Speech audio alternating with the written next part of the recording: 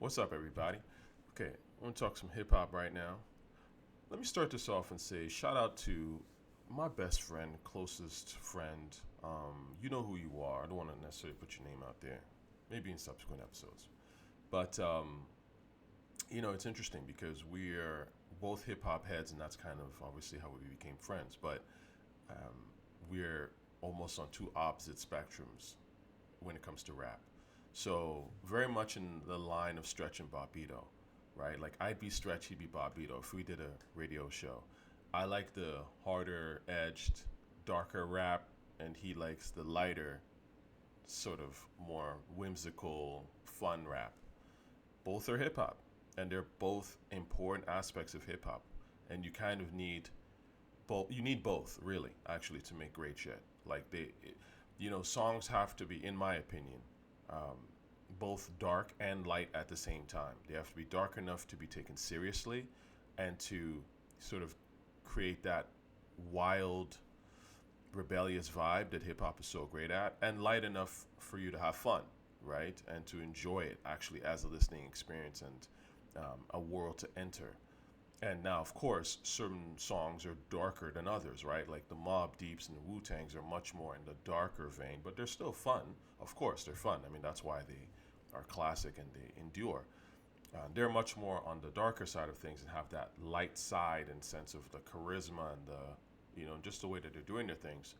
And then you compare it to something like, let's say, De La Soul, which is much sunnier, quote unquote, but still has that bounce, that grit, where you can still take it seriously as rap. It still has that street feel. And so the reason I bring this up is because I think that when it comes to hip hop, the light side of hip hop is actually missing in a major way. I can't really think of someone new that has innovated in that space since, Lil Brother, in a way, that kind of splashed on the scene and did something. Yeah, Lil Brother, kind of Kanye to a certain extent. And I'm talking really, of course, production, because production is where these things kick off, right? It's really about the production. It always is. It always has been. So let's start off actually talking about the beginning. And I like to call this sort of like the native tongues vibe, right? That sort of positive, quote unquote, kind of energy. If you haven't seen this video, by the way, this is classic. It's hilarious. But they're talking about, I'm not going to play the whole thing, but they're talking about Jungle Brothers, right? And Jungle Brothers kind of kicked this off, let's just say. In case the shit hit YouTube, I'm still a Jungle Brothers fan. Oh, nah, son. Nah, son. Nah. Nah, I'm saying the catalog.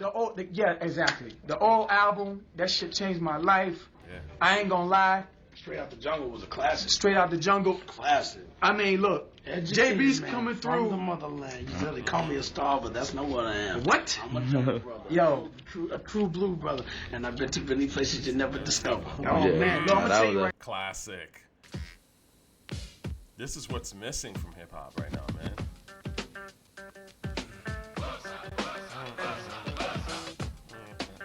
Say what? Say what? Say what? Shout out to Jungle Brothers. Come on, Sam. Yeah. Educated man from the motherland. You see, they call me a star, but that's not what I am. I'm a jungle brother, a true blue brother, and I've been to many places you'll never discover. Facts. that line speaks to me so hard. I'm from the motherland, been to many places some of y'all will never discover. But the point is, I've seen hip hop with trap, because trap is very dark, all things considered, sort of in that darker space of things. And I say this because when I look at someone like A$AP Rocky, when he came out with Live Love A$AP, Live Love A$AP is dark. It's definitely much more in that Mobb Deep, Wu-Tang, CNN, that kind of space. I mean, Clams Casino is the shining producer on that project, and he's a Wu and Mobb Deep head, right? That's literally how his sound is built off of that, and innovated something unique. Space Ghost Perp, again, is on that 3-6 Mafia. Again, dark. So that's the loud sound. I think it's really interesting, actually, when we talk about the Mobb Deep, Wu, Nas, that's loud, essentially. It's a very particular type of sound in hip-hop.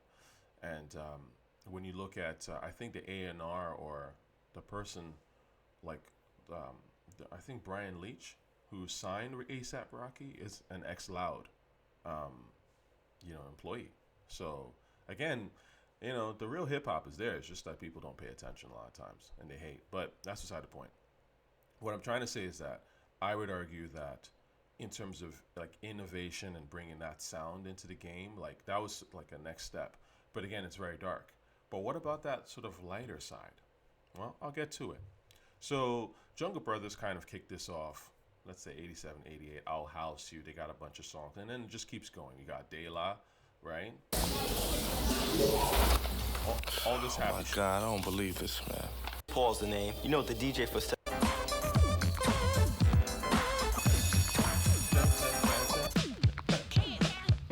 Mirror, mirror on the I always love that. I love that shit.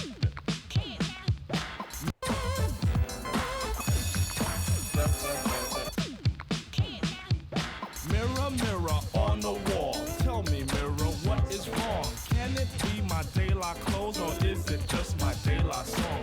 So these, again, just brothers having a good time. Again, lighthearted, but the beat is still raw. You know what I'm saying? It's still got that grit. More De La. I can go on and on. Dilla, beat. Well, clap your hands to what he's doing. On tempo, NYC gave you the bomb, so how you gonna hate us? We creators of the East Coast storms. If you ask me, I tell you there's no comp, but I'm still humble even though I will crumble hard. Some call them songs, I call them words from me. They take long to cook, so some feel free in saying that we don't hunger for beats. Not that we not hungry, just picky in what we eat. Keep food off the mind and keep weight off the body. Again, raw. This is pure hip hop, right? Tribe. You already know Tribe. This is the Willie Master D Life as we set it over. So I'm like, let me just play a record that most people don't play. But I love the song. I think this is probably the best song on Love Movement. Or, well, not the best song on Love Movement, because I think Find a Way was on this. But this was, again, a great album cut. And we got to do it like this, baby. We got to do it like that, baby. We got the good shit, not the bullshit, you know what I mean? We about to count it down. We about to count it all. It goes to 1, 2, 3. When we get back into that shit again. And when we rhyme, brothers need to break their pens. Uh-oh, it's the love movement, never ends. The rap game will never be the same again. We came again. Here I come again, you feeling fine? The dog is like an overflowing rhyme. Mine usually mess with shorties who's an 8, 9. Shorty bump around to the Baseline. Again, this is a side that you're not going to see Mobb Deep make these kind of records, but I'm sure that Mobb Deep and them are listening to these records as well because they all inform each other, right? Like Mobb Deep, again, they're operatic. That's Havoc style is very sort of opera-like, and again, that's the stuff I really gravitate to.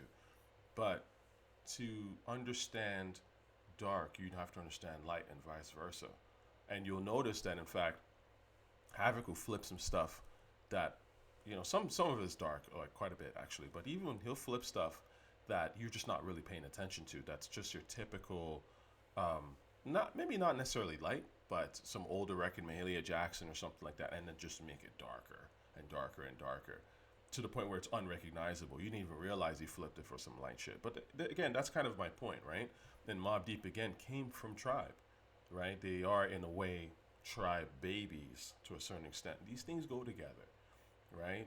Like the dark and the light, if you're making hip hop, we know it's not about whether your stuff is gangster or happy or conscious. It's about, is it hip hop? Is it dope? Because that's really what it's about. Is it raw? Is it street? And you can be street in all kinds of ways. And I think this is the thing that gets missed a lot because rap became so gangster, and that's the image that got put out, and that's the image that's sold with casuals. Let's be honest, that's the stuff that people gravitate to doing. Oh my God, black people doing criminal stuff. Wow, how exciting. So people have this idea that hip hop is always going to be about crime, and has to be about crime for it to be engaging. But that's not true at all. again, if you look at how hip hop started, it started as a way for people to get out of doing street stuff, or as a distraction from street stuff. The crime element was always there because, again, it's gangs, African Bambaataa and the like, who were organizing these parties and bringing people together. So there's always been a gang element to hip hop, but it's the gang element to bring people together away from gang shit, not to start gang shit.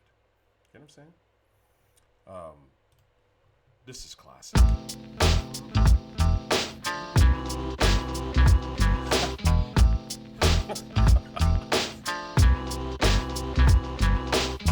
Party people, your dreams have now been fulfilled. Get your ass up and let's get ill. That's right, y'all. We more than rough. We're calling you bluff. And when it comes to Brick City, yo, don't scandalize mine. I spend too much time straight talk with the catch that etch my line walk. Never fetch it for crime. Hawk, who goes there? Yo, it's classic. So again, Redman, De La, right? Redman's more on the, Brick City, street, real gutter street shit. But again, De La and Redman, this works. This feels like straight hip hop. This is not Redman and Christina Aguilera, okay? This is Redman and De La. They're both hip hop as hell, right? De La is more happier. Redman is more spaced out and dark and blunted, but they're both hip hop. And again, this sort of positive energy, I find, is just, it's just not really there. I mean, you could say that the last bunch of people to, again, do it on a major scale, Little Brother, and this is, again, mixed with that sort of regular guy thing. And that's exactly what I'm talking about with what made this sort of so cool, is that they were doing hip hop, and it was much more, again, you do see it with J. Cole and these guys in terms of, I'm a regular dude making hip hop. But the difference is that J. Cole is just making R&B music, and it's just too regular. Whereas these guys still managed to be, how do I say this? They managed to be almost like superheroes in a way, but they were still just regular, right? So they still kept that element, because hip-hop is about building confidence and being this mythical figure in a way, an actualization of self. So you still need to keep that. You still need to have that, but it doesn't necessarily mean that you have to be the God Rakim, right? You can just be Plug One, right? Or Posthumous, I should say. So, anyway. Yeah. Knife one on the beat. I can't front there. You got some hot beats. It's your boy Kanye to the. Got consequence in here. I see now. Little brother. I see now. Yeah, I want y'all to listen. Question. Now how the hell I end up arguing with this big? Know everything, but don't know shit. Kinda reminiscent of Anna Nicole Smith. I just turn my music up like Dan and some cold shit. I might have known about a couple of months since then. She gained a couple of chunks. She went from being a strobe light to that old lady on Boomerang. Lady Eloise, I need no lights. Anyway, and a lot of this again comes down to production, because production is the first part, right? Beats give me vibes, vibes give me rhymes. You hear me say this all the time because it's literally one of the most true things ever. When you have a great producer that can give you that vibe, that happier but street vibe, it will inspire, at least amongst smart rappers, it will inspire happier streets rhymes. But you have to start with the producer. That's my point, right? Like when Jungle Brothers and Q-Tip, they were the producers of their day that started this vibe in a way, or really made it something in hip hop. And then they moved into Dilla. Dilla was kind of in a way really keeping up this sort of sound, because again, he's a mix between Pete Rock and Q-Tip. So Dilla and Ninth Wonder, they were kind of keeping up this vibe. And you'll notice a lot of their rappers, Little Brother, Median, who I love. Median is very regular guy rap, but it's still very street and very dope. And so these sort of names, right? Dilla, Ninth Wonder. I mean, listen to this. This is pure exactly what I'm talking about. Ill as hell. Illa J. A lot of people slept on this album. This album is the Yancey Boys. It's okay. I think in a way, and I don't mean no disrespect to Illa J, I would listen to it. I think that he kind of wasted a lot of the beats, because there's some dope Dilla beats on here. The whole thing is actually mostly Dilla beats.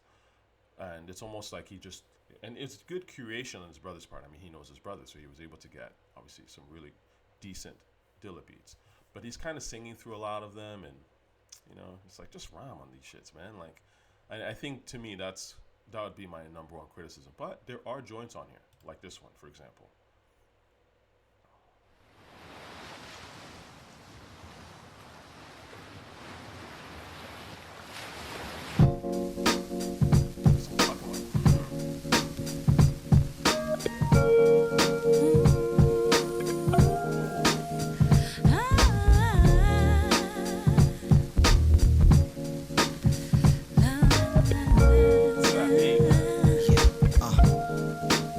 This takes me right back to the mid-2000s, man. We would go to these, when I used to live in Montreal, there would be these lounges, Luba Lounge. Shout out to, I don't know if Luba Lounge is still a thing, but, this is the kind of stuff, and a lot of women would come to these, by the way, because women aren't necessarily going to, like, the basement, grungy, hardcore rap outfits. It's just the truth, right? I mean, every once in a time, you might see a girl in there.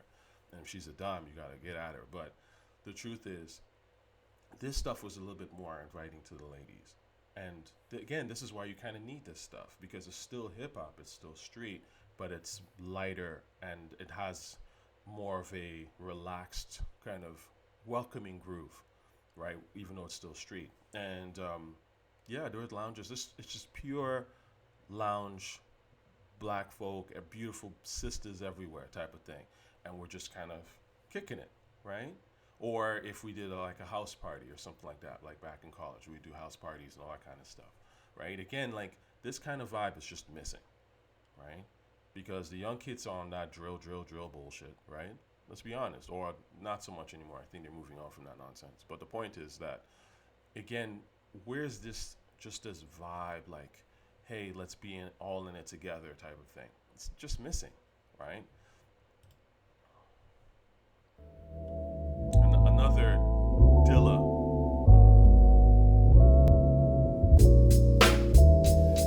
Let me tell you. Let me tell you. Let me tell you. Let me tell you. So loungy, spacey, right? And that's an aspect of that native tongues thing, very much so. Again, I'm trying to think who's really done this. Like, who's done something innovative in this space as a new cat? The only person to me that has actually done this is, well, again, not surprisingly, which is my second favorite of the new school. I always talk about Live Love ASAP, but my second favorite project is, of course, I talk about this all the time, and people don't get it. They're like, oh, tochiRTA, always talking about Carti. Like, Carti is bullshit. Now, I'm not saying that Carti is De La Soul. Not at all. But what I am trying to say is production. You know how I love production. Production, to me, is the core of this whole thing. Pierre Bourne, his biggest influence is Dilla. It's a certain kind of Dilla. It's the video gamey Dilla, because Dilla had a lot of phases. But there are aspects of this stuff in Playboi. And that's what makes him different from ASAP. Again, in a great way. Because Rocky is darker. You can tell just by the music, and heavier. Whereas Carti is more like, da, da, da, right? Lame niggas. It's a little lighter. It's still, he's still street. It's not all the way there in terms of what I would consider to be that evolution in that positive guy, regular rap, type of native tongues thing. But it's definitely there. There's a bit of that difference and deviation. You'll notice like that with Carti. Listen to certain songs, right? Whether it be Lame, even, like what was on here that I would say is very much just kind of relaxed. Yeah, I mean, right? Like, again, but this, although it's more video gamey, but it's still that loungy, spacey shit to a certain degree. And even Pierre himself, I would argue, making his own music, he is trying to do that, right? On some level, right? I mean, listen to this. This, to me, is a perfect example. This could literally be some Dilla shit. Yeah. Yeah.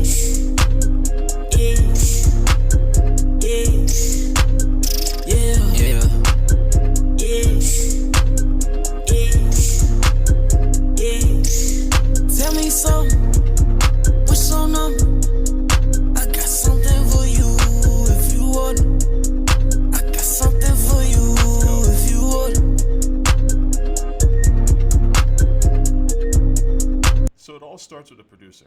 Now, Pierre, I love you. I don't necessarily think you're the best rapper. I say that with all due respect.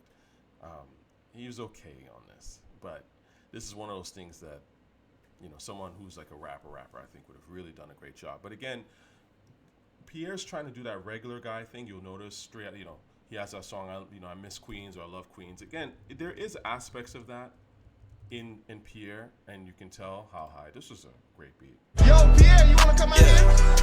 Roam around Queens with my bros. We ain't had no money, we was broke.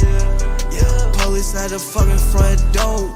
So it's there, but it's also what I'm trying to say is that there's definitely not a lot of it. It's very rare, but interesting enough, I mean, this is probably why Pierre made such a game. Was really, and if you look back on it, was such a game changer, because modern rap was very, very icy, very cold, very dark. It was Metro. Again, Metro is in that vein of that Mobb Deep, RZA, 3 6 Mafia, that kind of stuff. And Pierre came in and added more bounce, right? And brought back the bounce, I would argue, and kind of made things more sort of lighthearted and goofy. I mean, it's still trap. It's still very much, I would argue, well, it's still maybe not light enough. But if you get my point, like, I do think that this is a sound or a vibe that I really would love to see the new school create a whole album. Let me put it that way. Like, just like how Live Love ASAP is just dark, right? In a good way, right? It's very sort of haunting and mysterious pretty much the entire way, right, of the mixtape, and it's brilliant. I would love to see somebody come with something, again, in that native tongues-ish sort of feel, but with newer production. It could be trap influence, it could not be, but maybe borrowing sounds from who knows where, because hip-hop borrows sounds from everywhere, right? Like African music, I don't know, Mongolian, throat singing, whatever. But again, have that energy, right? And harken back to that great Dilla, Ninth Wonder, Q-Tip kind of production. I would love to see it. I don't think it's been done, personally. And if you can think of somebody who's done that in the new school that's come out within the last 10 years, let me know. I would love to hear it. I just don't think that anyone's doing it. I think that people like, well, who are these guys? I forget their name. Razzcast's son is part of them. Jeez. Anyways, they're whack. I'm sorry. Razzcast's son. Let's see. They're part of a group, Contra. Yeah, but it's, again, these guys are ramming on dated production. They're trying to sound like what, you know, they're trying to do like Lash Move in 2024. Like, that's what 2025, I should say. That's boring. Like, Das Effects. You know, it's like, that's not what I'm talking about. It's not about going backward. You got to keep it moving forward, but take the vibes of what made the older stuff great and just update it. You know what I'm saying? Like, this stuff will never be hot. I'm sorry. You know? I was on this side. Let's go. This is not it.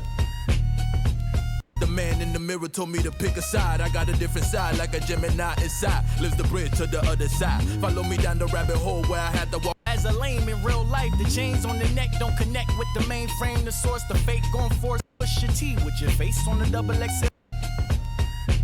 2022, 2020 coming. Mama had us on the full scenario. Yeah. The new moon rose high and shine. Say nigga probably saw me at the bus stop. All I see a nigga. Soon as I got the whip, had to take. Yeah, this will never be hot. I'm sorry. Like, are they gonna do the kid and play thing in the video? Like, come on, man. We've been here. Like, I mean, this is only gonna be hot to somebody that's like either wasn't around when this came out or someone who's like so stuck in the past, right? Like, hip hop, forward, never backward, man. Like, I don't want you to rhyme on Scenario. I'm sorry. Like, Tribe did a great job on Scenario. It's fantastic. It's classic. Like, let's move on. But the thing is, what's the new Scenario, right? Who's the new producer that can bring this love kind of energy to keep it street and it technically change the game? That's the question. All right? Thanks for rocking with me always.